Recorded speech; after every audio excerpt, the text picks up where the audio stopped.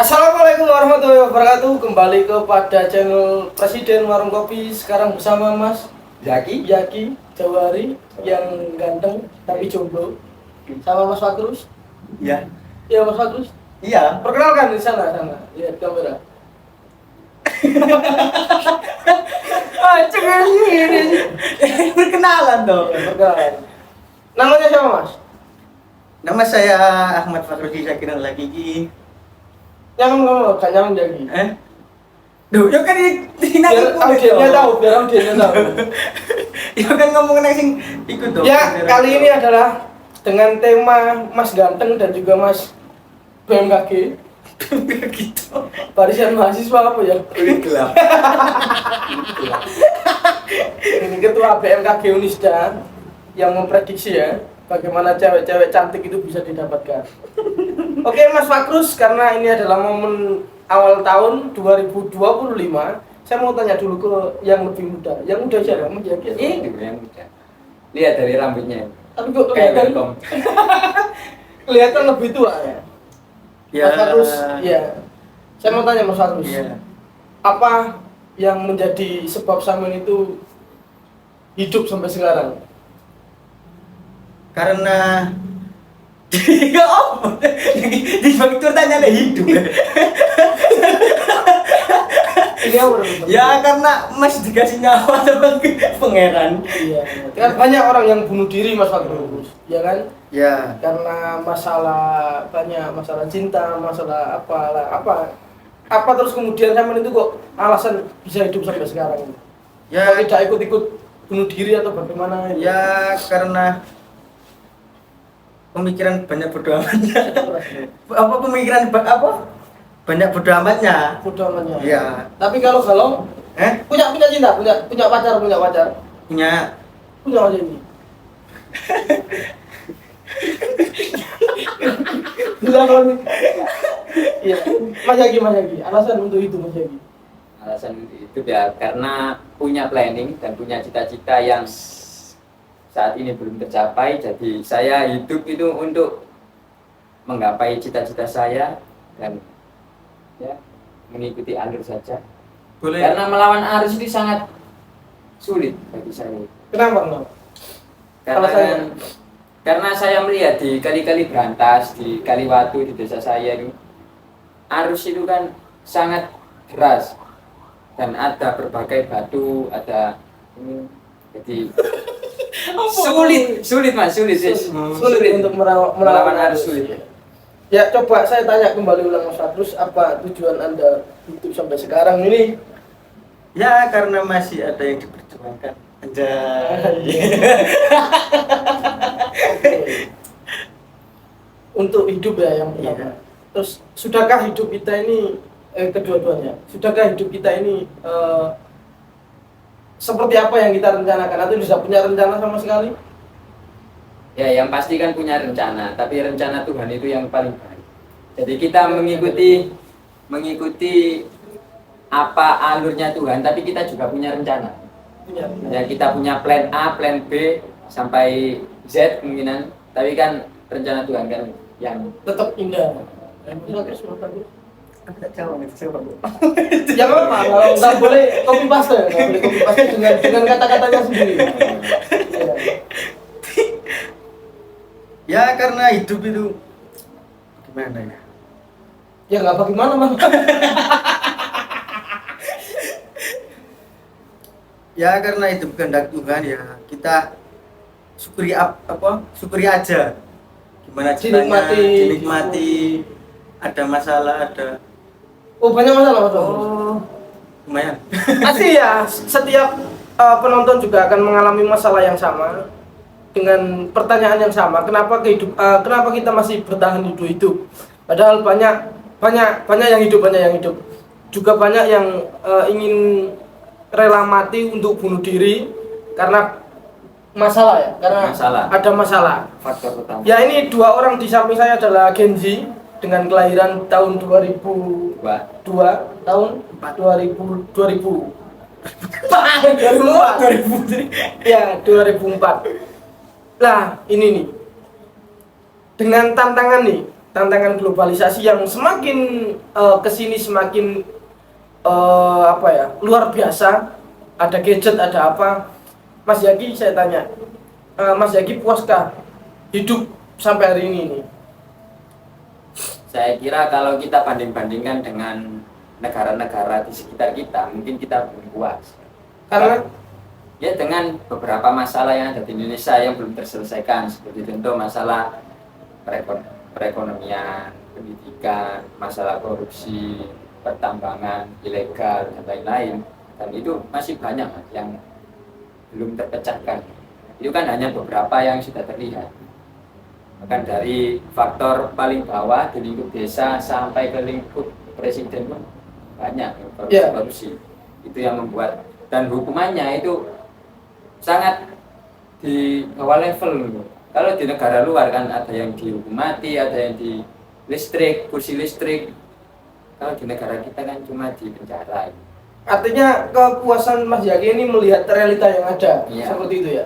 Adanya gejolak ekonomi yang mengalami penurunan, ya baik itu pasca pandemi atau waktu pandemi kemarin, pasti semua orang Mas Yaki merasakan banyak tantangan itu ya, belum kembali normal lah. Kesulitan dalam ekonomi, terus kemudian tambang ilegal, kemudian krisis iklim dan lain sebagainya ya. Ini yang menjadi Mas Yaki tidak puas. Kira-kira Mas Yaki, dibanding dengan negara lain yang saya katakan tadi, solusinya adalah ada hukuman mati yang itu melakukan tindakan korupsi ya. Terus kemudian di Indonesia ini kira-kira Mas Yaki apa sih yang kira-kira Mas Yaki tawarkan sebagai Mas Yaki itu adalah Genji? Apa yang Mas Yaki tawarkan untuk biar tahu semua tawaran Mas Yaki ini apa kira-kira? Ya, yang pertama itu adalah hukumannya itu lebih dikeraskan lagi. Hukuman lagi dikeraskan. Terus penegakan hukum ya, penegakan hukum. Terus yang kedua itu UU perampasan, aset itu segera disahkan. Ya. Jadi karena saya melihat dari beberapa buku bacaan itu budaya korupsi itu sejak zaman kolonial itu sudah lama Mas, sampai mendarah daging. Berarti bukan hari ini aja. Sudah sejak zaman, sudah menjadi tabiat. Seperti Mas Fakus ini tabiatnya. Ya. Mas Fakus ini punya tabiat, ya gitu. Mas Yaki punya tabiat. Aku punya tabiat, gitu ya. Tabiat sendiri. Punya tabiat sendiri. Dan tabiatnya budaya di Indonesia ini tabiatnya suka korupsi. Sejak zaman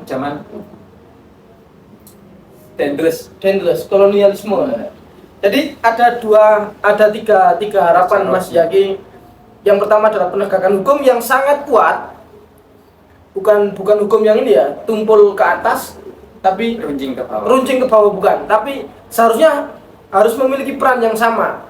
Tidak ada yang membeda-bedakan. Yang kedua adalah terkait UU perampasan aset segera disahkan karena itu sangat penting, sangat mendesak untuk negara kita. Yang ketiga ini budaya tentang korupsi ini harus dihilangkan. Paling tidak korupsi waktu Mas Yaki. Iya. Kayak Mas Fakus ini juga korupsi bicara. Gawat itu Mas. Ini nggak bicara sama sekali Mas.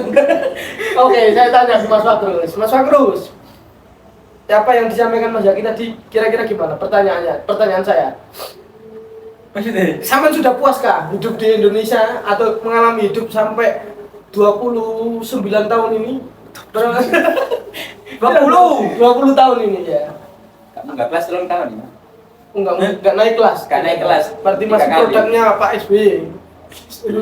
Mohon maaf, enggak Pak SBY. Nanti di itu ya. Menteri Sopong Bian lah ya. Gimana Mas Fakrus? Kurang puas.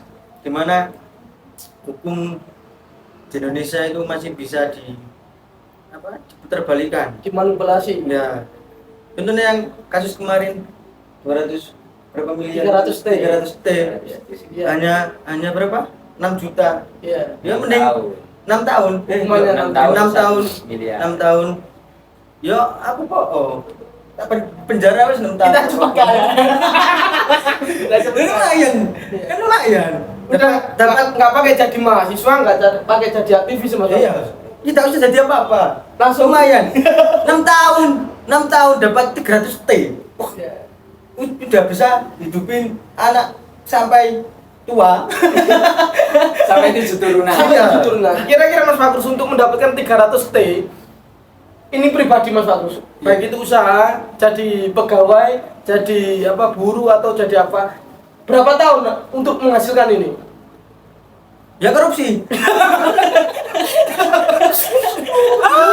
Ya kan masalahnya kan korupsi.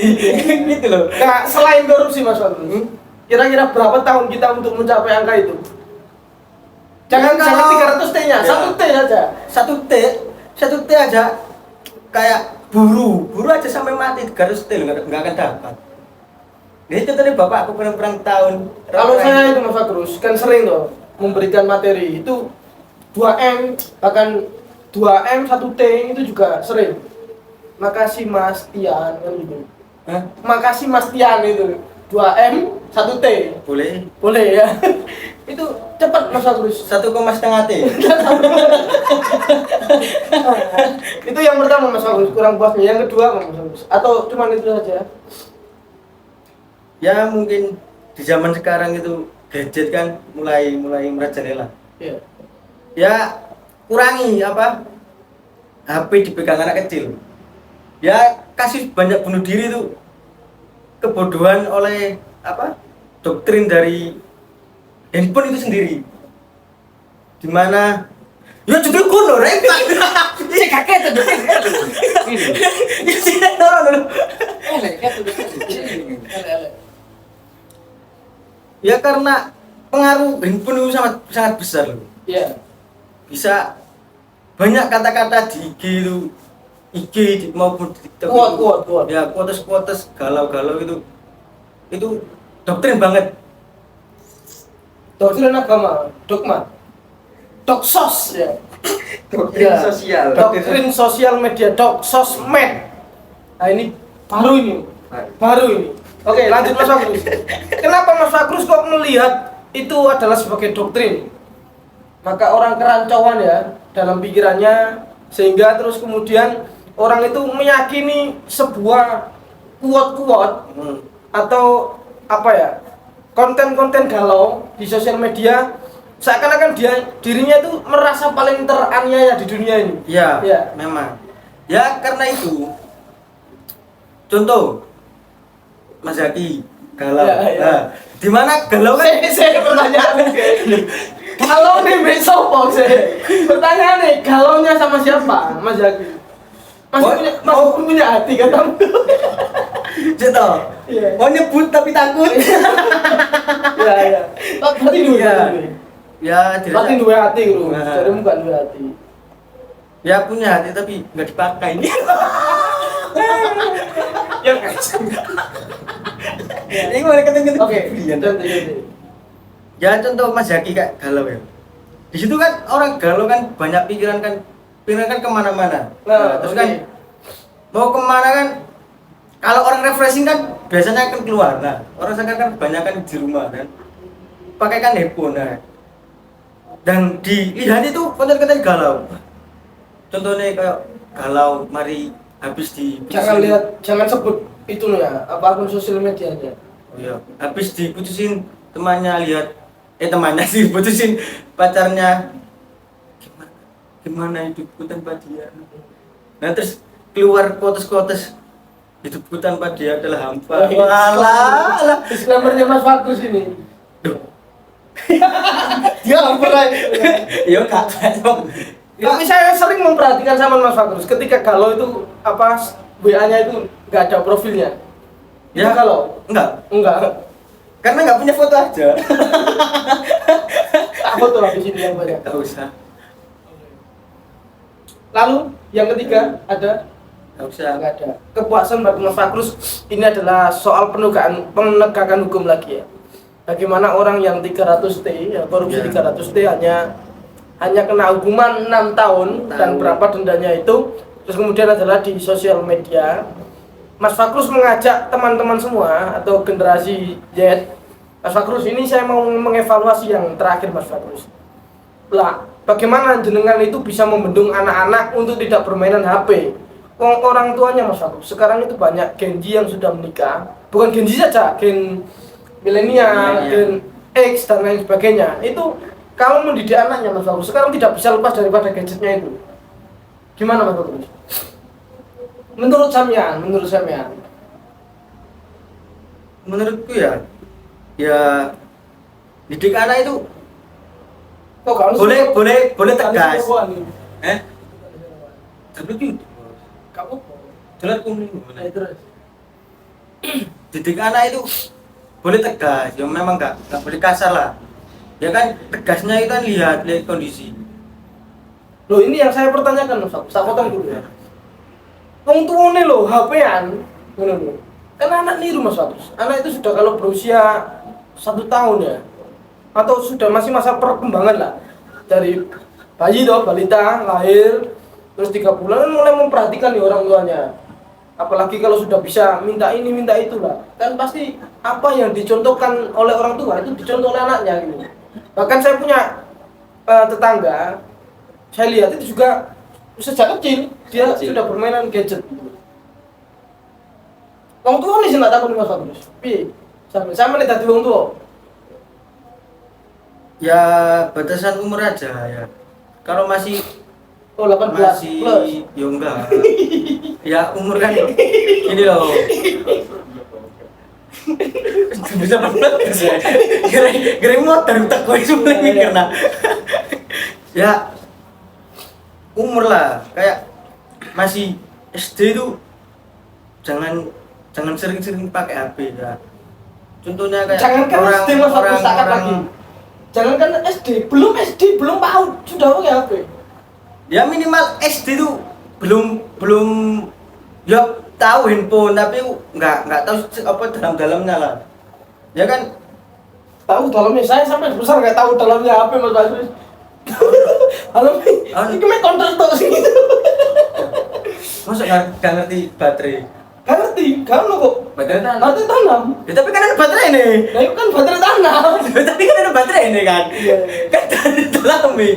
Masa diudoin di aduh. Iya terus. Pertanyaan di waktu tuh. Oke, saya menyimpulkan Mas Bagus ya. Terima kasih ketika teman ini akan menjadikan kita podcast. Kasar-kasar ya. Suara negatif kru besok akan kita perbaiki dengan kesimpulan Mas ya, kita menginginkan penegakan hukum. Mas Bagus juga menginginkan penegakan hukum yang kuat di Indonesia ini, jangan tumpul ke atas, runcing ke bawah, tapi harus sama dengan logo jargon keadilan. Oke, terima kasih sahabat Martian, Presiden Warung Kopi dimanapun kalian berada. Kita tutup semuanya. Assalamualaikum warahmatullahi wabarakatuh.